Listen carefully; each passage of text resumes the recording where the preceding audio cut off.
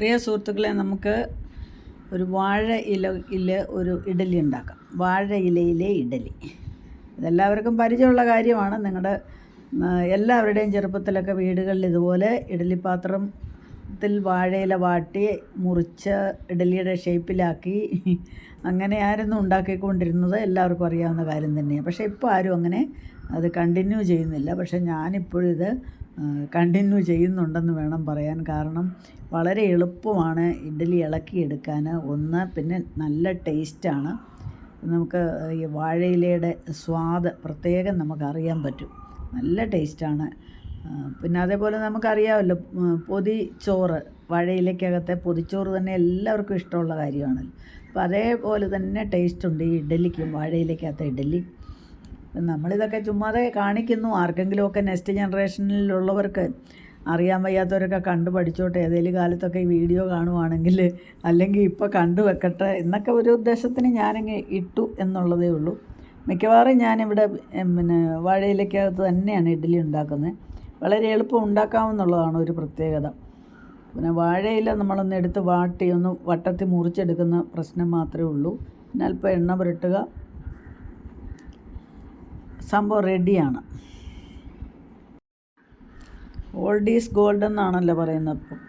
പല പഴയ കാര്യങ്ങളും നമുക്ക് പുതുതലമുറയ്ക്ക് അനുവർത്തിക്കാവുന്നതാണ്. കാരണം അതൊക്കെയും പഴമക്കാർ ചെയ്തിട്ടുള്ള കാര്യങ്ങൾ തന്നെ രുചിയായിട്ടും വൃത്തിയായിട്ടും ഒക്കെ ഇപ്പോഴും അതുപോലൊക്കെ അനുവർത്തിച്ച് പോകുന്നവരുണ്ട്. കുറച്ച് പേര് പഴയ തലമുറയിൽപ്പെട്ടവരും കുറച്ച് പുതിയ ആൾക്കാരും അതൊക്കെ ചെയ്യുന്നുണ്ട്. അല്ലെങ്കിൽ പഴമ അന്വേഷിച്ച് പോകുന്നവരും ഉണ്ട്. അപ്പോൾ അതുകൊണ്ടല്ലേ ഹോട്ടലുകളിലൊക്കെ ചെന്നാൽ ഇപ്പം നമുക്ക് പഴങ്കഞ്ഞിയാണല്ലോ കിട്ടുന്നത്. വീട്ടിൽ പഴങ്കഞ്ഞി നമ്മളുണ്ടാക്കി, പഴങ്കഞ്ഞി പഴയ കാലത്ത് എല്ലാവരും കഴിച്ചുകൊണ്ടിരുന്നു. ഇപ്പോൾ ആരും വീട്ടിലുണ്ടാക്കലില്ല. അതേസമയം ഹോട്ടലിൽ പോയിട്ട് നമ്മൾ പഴങ്കഞ്ഞി വാങ്ങിച്ച് കഴിക്കും. ഞാനിതുവരെ കഴിച്ചില്ല കേട്ടോ, പക്ഷേ കാണാറുണ്ട്. ഇതിൻ്റെ വീഡിയോ ഒക്കെ നല്ല രസമാണ് കാണാൻ.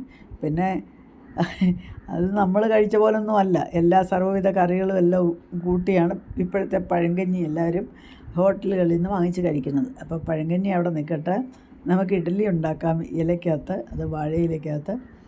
അപ്പോൾ വാഴയില വാട്ടിയതെല്ലാം മുറിച്ച് വെച്ചത്, പിന്നെ എണ്ണ പുരട്ടി അടുത്ത നമുക്കിനിയിപ്പം മാവ് ഒഴിക്കുക എന്നുള്ളതിൽ. ഇഡ്ഡലി മാവെല്ലാം എല്ലാവർക്കും തയ്യാറാക്കാൻ അറിയാവുന്നതുകൊണ്ട് അതൊന്നും പറയേണ്ടയും കാണിക്കേണ്ട ആവശ്യമില്ലല്ലോ.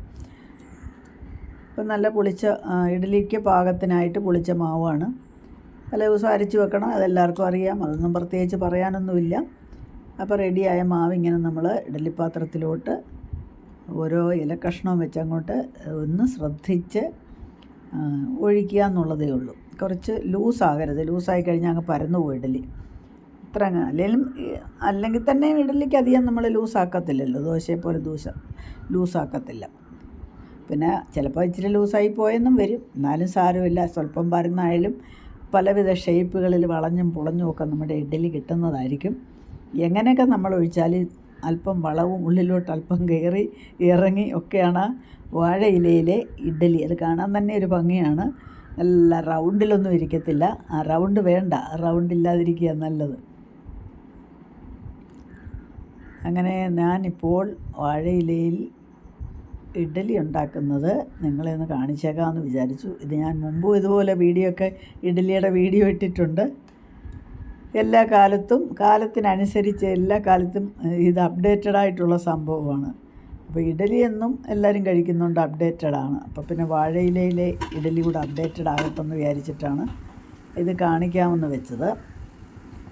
അപ്പോൾ എല്ലാം നമ്മൾ റെഡിയാക്കി ഇഡ്ഡലി പാത്രത്തിൽ വെച്ച് കഴിഞ്ഞു.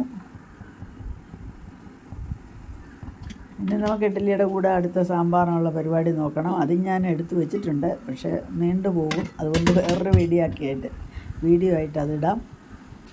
അപ്പോൾ അതേ ഇഡ്ഡലി റെഡിയായി. ഒരു 20 മിനിറ്റ് തന്നെ വേണ്ട, അതിനിപ്പുറം ഇഡ്ഡലി റെഡിയായി കഴിഞ്ഞു. ഇനിയിപ്പോൾ ഇത് ഇളക്കിയെടുക്കാനാണ് ഏറ്റവും എളുപ്പം. അത് ഏറ്റവും രസകരമായ കാര്യം. പെട്ടെന്ന് നമുക്ക് അതിനകത്ത് ഒന്നും ഒട്ടിപ്പിടിക്കത്തേയില്ല. പിന്നെ നല്ല ഇഡ്ഡലി പച്ചരി ആയിരിക്കണം, നല്ല ഉഴുന്നും ആയിരിക്കണം. ഇഡ്ഡലി നല്ലതാവണമെങ്കിൽ നല്ല ചക്രത്തിൻ്റെ ഉഴുന്നാണ് ഞാൻ വാങ്ങിക്കുന്നത്. പിന്നെ ഇഡ്ഡലി പച്ചരി അത് ഉപയോഗിച്ച് നമ്മൾ ഇഡ്ഡലി ഉണ്ടാക്കിയാലേ നല്ല ഇഡ്ഡലി കിട്ടത്തുള്ളൂ, അല്ലെങ്കിൽ പശയാവും. അപ്പോൾ ഇഡ്ഡലിയും സാമ്പാറും റെഡി. വീണ്ടും കാണാം അടുത്ത വീഡിയോയിൽ. നമസ്കാരം.